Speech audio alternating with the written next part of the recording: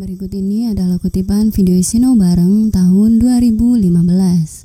Dan inti dari video ini adalah respon Mbah Nun kepada pembicara sebelumnya yang bernama Mas Ardi. Saya tanya sama Mas Ardi gini, ya, kalau kita mau dandanin negara ini, itu ada nggak model yang akan kita tiru atau kita tuju gitu? Ya kalau bicara soal model, mestinya nggak usah jauh-jauh, Cak. Ya. Tetangga kita deket saja. Misalnya untuk satu contoh gitu ya, Singapura itu sekolah dari SD sampai SMA itu negara yang urus. Kalau mau masuk sekolah swasta itu urusanmu. Kalau mau kuliah di perguruan tinggi negeri itu bisa dapat beasiswa 85%. Jika lulus bekerja 3 tahun di pemerintahan, ya. Setelah itu baru boleh bekerja di tempat yang lain. Itu satu. Yang kedua, transportasi umum di sana sudah disediakan. Dan yang paling menarik, rumah pun sudah ada. Mereka punya semua bentuk yang kemudian bisa mensejahterakan lah sebagian besar rakyatnya. Singapura itu tidak punya ladang minyak, tapi mereka punya 12 kilang refinery, Cak. Oleh karena itu, semua minyak mentah yang di Indonesia ini jangan-jangan parkir di sana, lalu jadi BBM, baru diimpor lagi ke sini. Ya. Nah, ini kan kalau bicara soal model, Jerman itu sebuah negara yang sudah sangat maju, ya. Industri juga.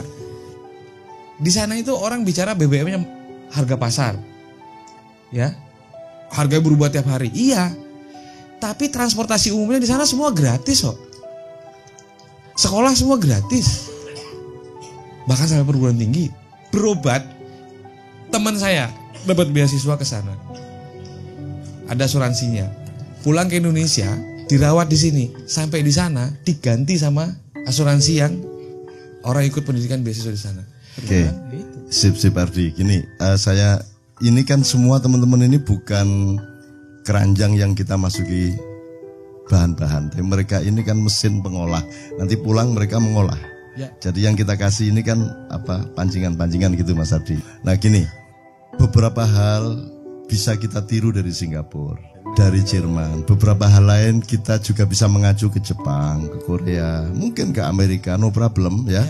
Tapi saya pribadi kalau disuruh negara Indonesia ini menjadi seperti Singapura, saya tidak mau. Kalau disuruh seperti Amerika, tidak mau saya. Kalau disuruh seperti Hong Kong, Cina, Korea, Jepang, tidak mau saya. Tapi kalau kita belajar beberapa hal kepada mereka, saya oke. Tapi kalau kita ingin maju menjadi seperti mereka, aku mau aku. Wes gak iso makian. Iya. Maksudnya, di seluruh dunia. Tentu maksudnya tidak kita menjadi negara seperti itu. Ya, jadi tadi menjawab saja pertanyaan bahwa di mana sih praktik-praktik? Apa iya praktik-praktik itu ada?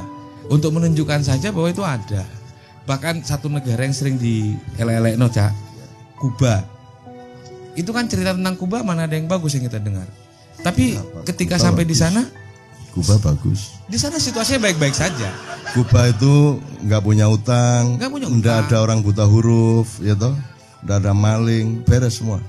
Karena mereka punya mutiara yang namanya Fidel Castro. Nah, kita punyanya kerikil, ya toh.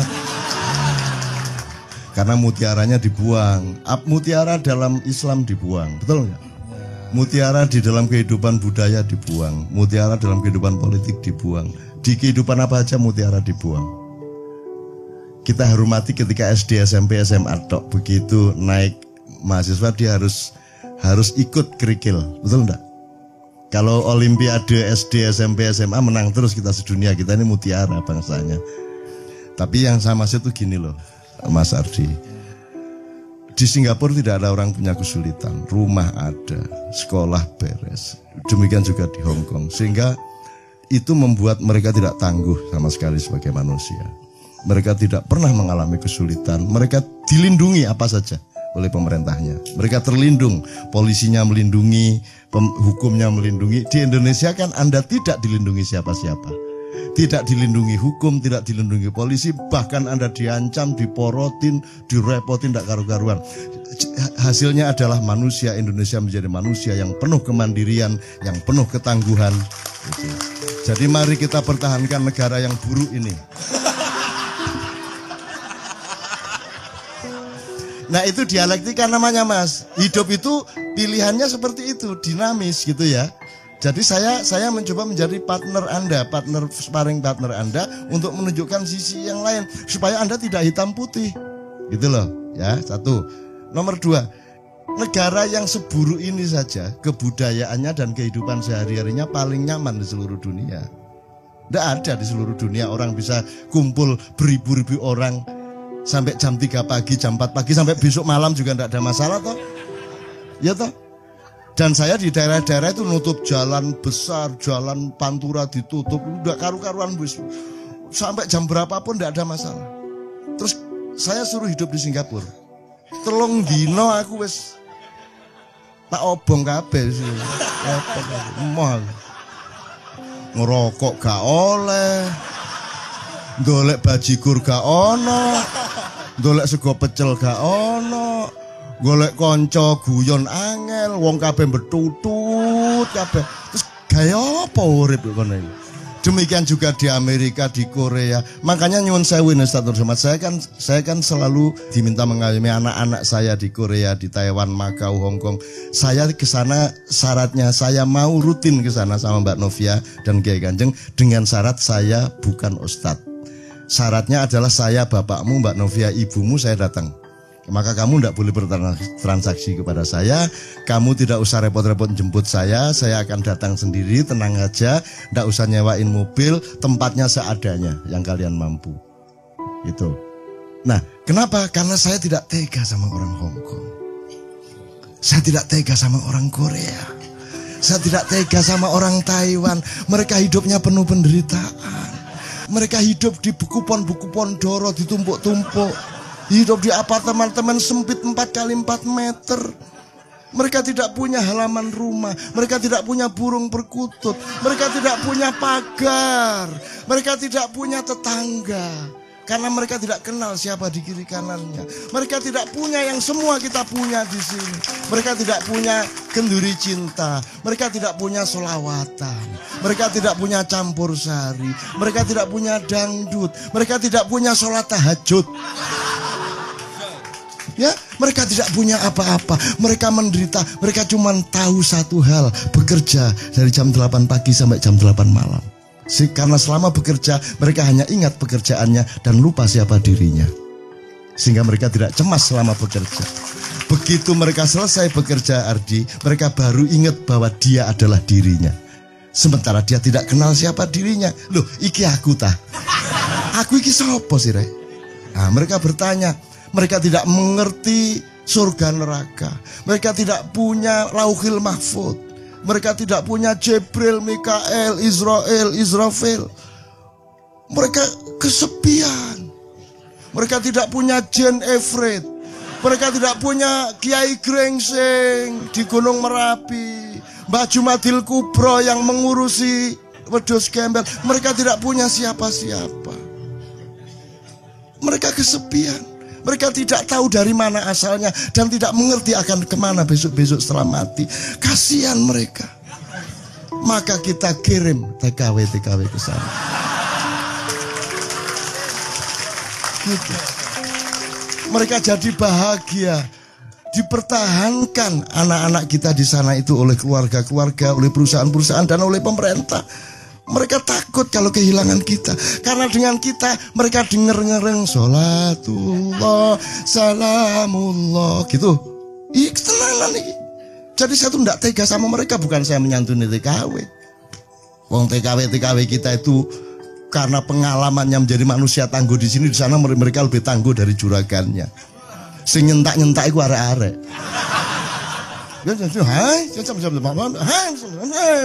Malah buruwe sing nyentak-nyentak jeragane. Itu orang Indonesia. Jadi hidup itu tidak hitam putih. Kadang-kadang kalau engkau di penjara, kata Pak Abdullah tadi, penjara adalah singgasana bagi orang yang mencari kebenaran.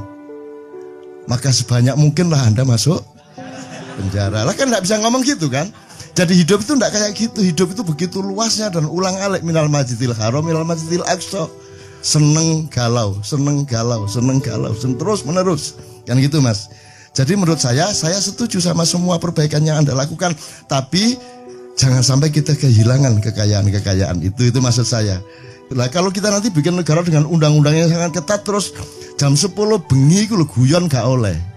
Ya ta? Antum di Mesir itu kalau kedengaran, Mesir loh, gurung London loh, Kiai Kanjeng jam 9 pagi sudah keluar rumahnya ngerokok bareng guyon kok ditekani polisi. Coba guyon gak oleh kalau negara capopo. Goreng gereh gak oleh. Tetangga bau, telepon polisi. Ini negara capopo. Makanya kalau ngomong kebudayaan dan manusia dan rakyat, itu tidak ada lain kecuali kita. Wah wes. Coba di seluruh dunia mana ada forum yang di panggung semua merokok kayak gini. Ayo cari di belahan dunia yang manapun, dan semua datang dan semua tanpa batas. Tidak perlu ada perlindungan, tidak perlu ada keamanan, betul enggak? Tidak perlu dijaga siapa-siapa, karena kita adalah orang yang menjaga, bukan orang yang dijaga. Kan begitu? Kita semua adalah orang yang memelihara republik ini, bukan orang yang mengancam republik ini. Gitu loh. Bahkan kita jaga wis kono nyolong sakake sakarep. Oke, teman sekalian ya. Jadi terakhir sekali saya lupa satu terminologi lagi. Jadi kalau yang Anda inginkan itu Toto Tentrem Kerto Raharjo, ya, itu Singapura sudah, ya. Amerika sudah, ya. Korea Selatan, Utara pun sudah. Utara pun lumayan gitu kan. Cina sudah, gitu kan. Amerika Latin sudah. Tapi jangan lupa Hitler dulu juga lebih bagus daripada Kuba. Jangan lupa Fir'aun itu bertahan 1300 tahun itu dinastinya karena sudah Toto Tentrem Kerto Raharjo Gemah Ripah Loh Jinawi. Kalau cuman itu cita-cita kita, Hitler juga sudah mencapai, Fir'aun juga sudah mencapai.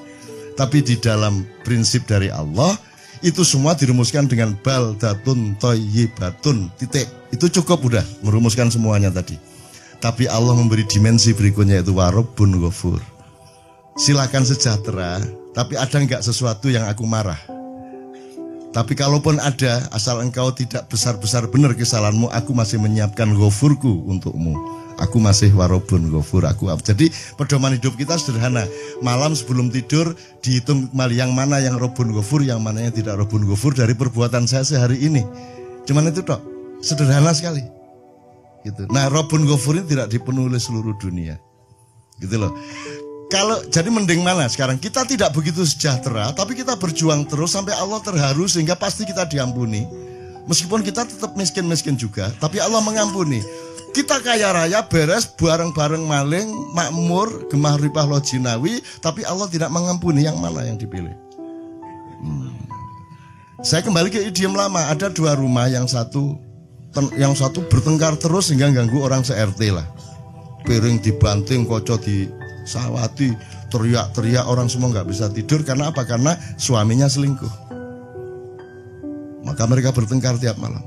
Rumah sebelahnya tenang, ada musik yang mengalun, tentram. Toto Tentrem Kerto Raharjo. Kenapa? Karena suami maupun istri sama-sama selingkuh. Kon milih ndi? Kamu milih yang mana?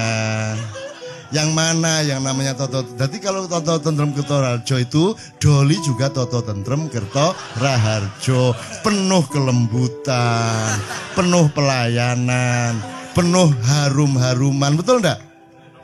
Penuh kasih sayang, penuh kenikmatan, Toto Tentrem Kerto Raharjo. Nah, udah kalau gitu mari kita bikin Doli nasional. Nah, Mas Adi malam ini belajar bahwa kehidupan lebih luas dari itu.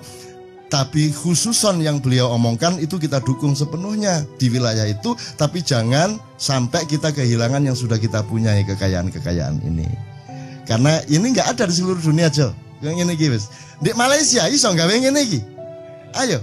Nggak bisa di Malaysia begini nih. Kalau di Indonesia pemerintahnya nggak masalah, kenapa? Karena nggak tahu. Ono apa gak ero ya apa katanya? Jadi tidak masalah, makanya di sini sangat longgar untuk manusia, sangat longgar untuk kebudayaan, sangat longgar untuk silaturahmi, betul enggak? Begitu Anda ke luar negeri, dimanapun kelonggaran itu hilang. Makanya bunuh diri sangat besar di Korea, segala macam, di Makau itu tak lihat, aduh mesake wong-wong itu. Nek orang Indonesia iki ketoke mek gak sekolah tapi mripate pelolak-pelolok. Ngene-ngene kita orang sana kan tertib, orang yang dilindungi sejak kecil, orang yang beres semua masalahnya, sehingga mereka tidak punya geni, tidak punya api dari matanya. Kita kan berapi-api. Jadi iki wis suwe kok gak ono gelut iki rek. Wah. Golek perkara ndek mall. Napa lho gelut-gelut. Wah, akhirnya pokoknya di seluruh dunia tidak ada orang tawur tanpa sebab. Kecuali anak-anak muda Indonesia. Udah itu di mana aja. Jadi tawur sebagai syariat. Gak enak gak tawur ya. Lo temenan itu. Saya bisa cerita detail soal ini. Ya di Malaysia, di Hong Kong, di Korea, saya bisa cerita detail mengenai tawur dan bagaimana cara mengatasinya, siapa tokoh-tokohnya, yang jagoan siapa, yang cuman rame-rame siapa. Saya bisa cerita detail. Tapi ini bukan saatnya. Yang penting tolong kita jangan kehilangan ini. Negara mau maju kemanapun harus tetap terjamin kemerdekaan yang penuh kemesraan di dalam kebenaran dan kebaikan seperti Kenduri Cinta ini. Gitu loh.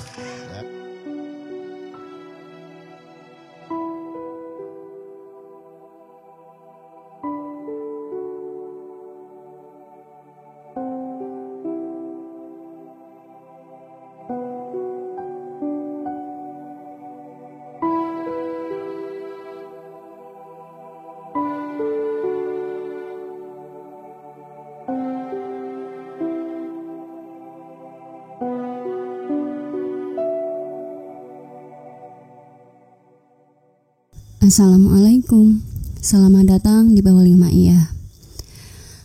Berikut ini adalah kutipan video Sinau Bareng tahun 2015. Dan inti dari video ini adalah respon Bahnun kepada pembicara sebelumnya yang bernama Mas Ardi. Pada kesempatan itu, Mas Ardi mengajak para jamaah untuk bercermin kepada negara-negara yang dianggapnya maju. Selanjutnya, Bahnun merespon untuk kemudian dijadikan pembelajaran bersama. Sebatas yang dapat kami tangkap, kurang lebih berikut ini ulasannya. Tanyakanlah kepada akal sehat kita masing-masing dibanding ketika merdeka sekarang ini, apakah kita makin kaya atau justru sebaliknya semakin miskin? Cobalah gunakan logika, kaya itu merdeka dari utang ataukah semakin banyak utang berarti semakin kaya? Pada hakikatnya yang kaya itu negaranya, pejabatnya, ataukah rakyatnya. Jika ada tukang bubur menabung selama puluhan tahun untuk biaya naik haji, lantas negara meminjamnya entah untuk apa dan bagaimana pengelolaannya, siapa di antara mereka berdua yang sesungguhnya kaya? Ditambah, halal haram itu bukan hanya pada saatnya saja, namun juga pada prosesnya. Begitupun dengan dana haji yang dipinjam. Sudahkah pemerintah meminta izin kepada pemilik uang? Belum lagi bagaimana pengelolaannya, bagaimana sistemnya, apakah uang yang kabarnya diinvestasikan itu pasti bersih? Kemana investasinya? Bagaimana pembagiannya? Untuk siapa untungnya? Apakah ada riba yang tercampur di dalamnya? Dan bukankah investasi tak selamanya pasti untung? Kami rakyat kecil takut salah kepada negara kalau kami bilang kami miskin. Tetapi memang sekarang semakin susah cari penghidupan. Tanah air kita kabarnya kaya. Tetapi kami tak punya ilmu untuk menyimpulkan apakah dengan adanya negara dan pemerintahan berkali-kali ini kita menjadi makin kaya atau lebih miskin. Mungkin banyak dari kami yang buta huruf tentang kaya dan miskin. Jika yang dimaksud adalah materialisme, kapitalisme, peta keuangan, konstelasi modal, devisa, fiskal, daya beli, dan sejenisnya. Kalau kaya adalah melimpahnya materi, benda, dan uang, Kenapa tiap hari semua rakyat dan pemerintah selalu saja mengeluh tentang itu semua? Kalau kaya adalah menyembah berhala-berhala keduniaan, kenapa para berhala itu belum juga menerima ibadah dan sembah sujud kita kepadanya? Manusia yang paling konyol adalah yang ngotot menyembah berhala, namun berhalanya tidak mau disembah. Sampai utang-utang berhala, sampai menghayal-hayalkan berhala. Sungguh aneh tapi nyata. Sudah jelas bau busuk diberhalakan sebagai harum, sudah jelas penurunan diberhalakan sebagai kenaikan, sudah jelas terpuruk diberhalakan sebagai kebangkitan, sudah jelas berebut, saling sikut, saling tikam, saling menyingkirkan, namun diberhalakan sebagai persatuan dan kesatuan. Bagi manusia modern, kegagalan adalah kemiskinan dan kebodohan. Apakah mereka tidak pernah membaca Al-Quran yang sudah diturunkan sejak 1600-an silam? Bukankah Nabi Ayub sangat miskin atau Nabi Muhammad yang buta huruf? Bagi Indonesia mungkin adalah tidak punya kereta cepat, infrastruktur fisik terbengkalai, meyakini kecemasan bahwa ia tertinggal 200 tahun dari negara-negara lain. Tapi tidak bagi kami tidak pernah tertinggal sehari pun dari siapapun dan apapun, sebab jalan yang ditempuh berbeda dan arah hidup tidak sama. Kami bukan warga negara dunia ketiga. Kami tidak ketinggalan 200 tahun dari bangsa lain.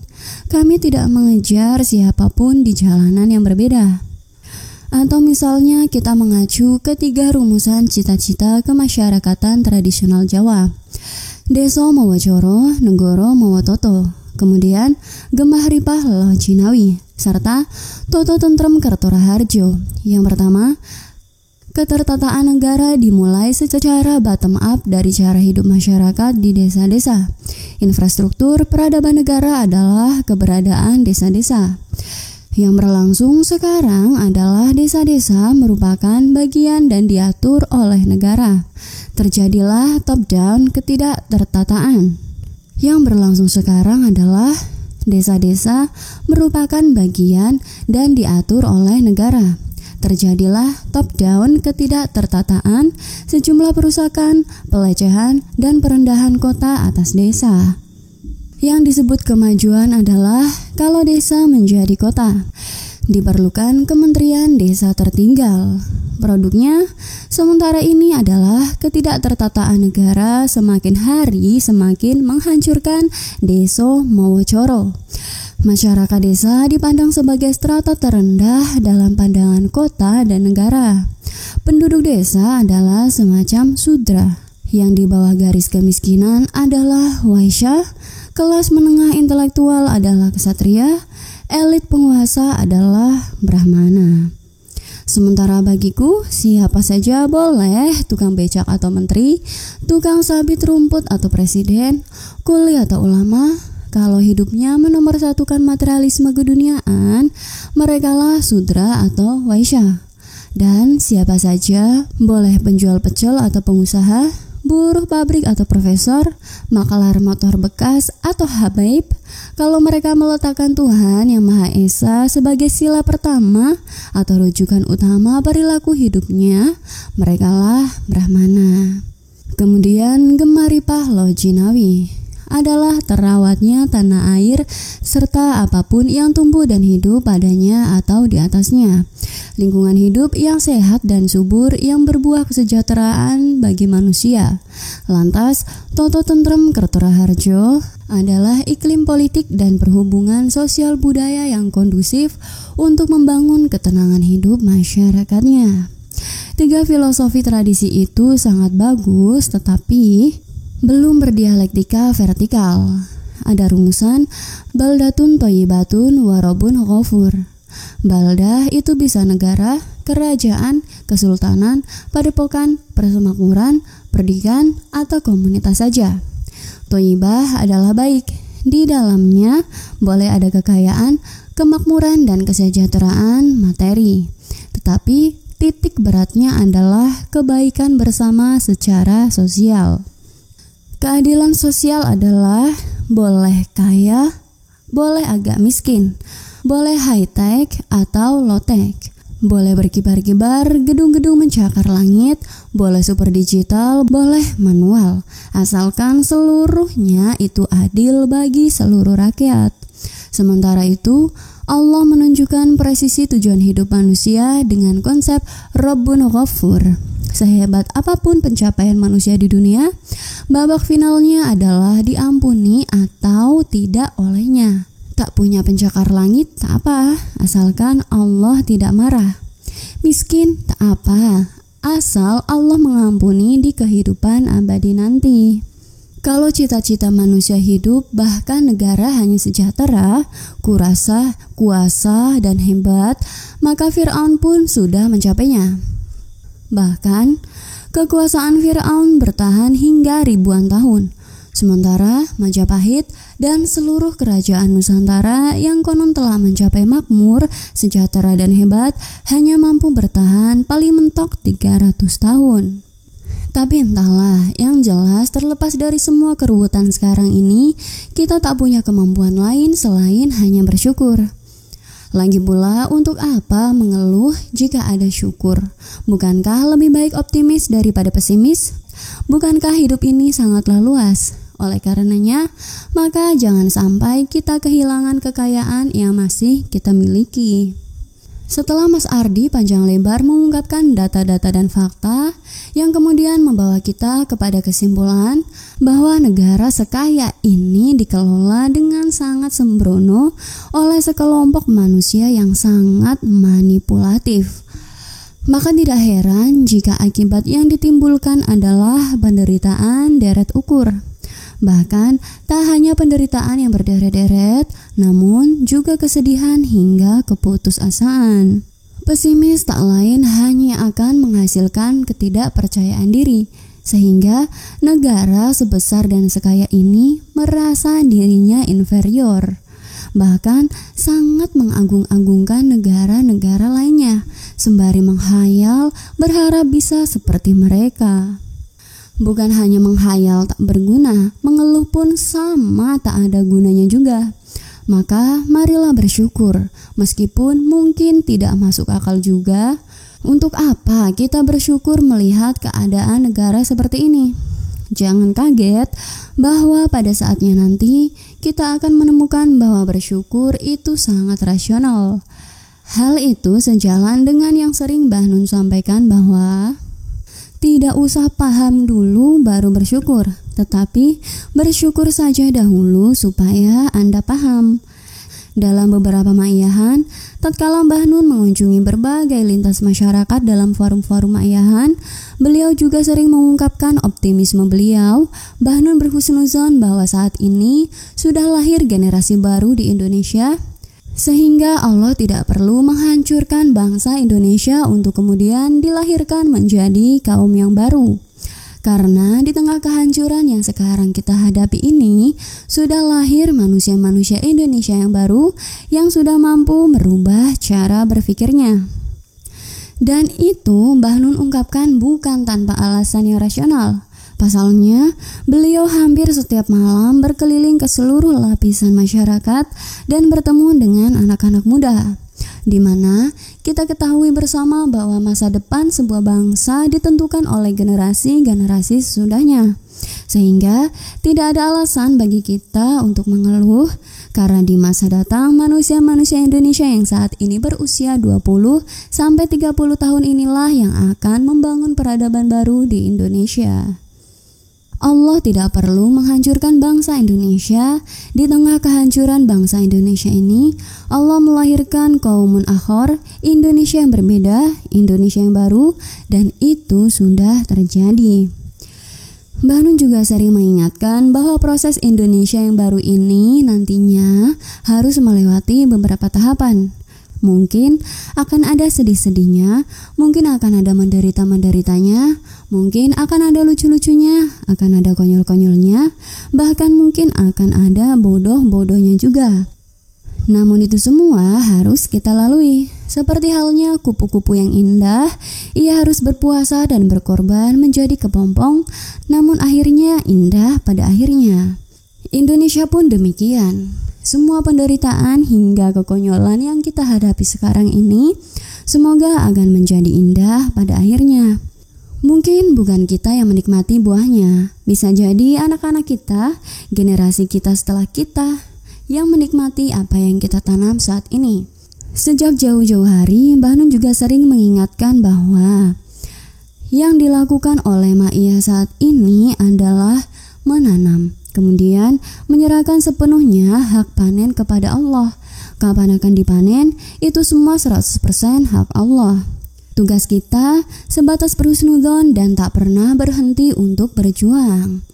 Kita jangan hidup dalam satu penggalan sehingga kita kebingungan dalam penggalan itu.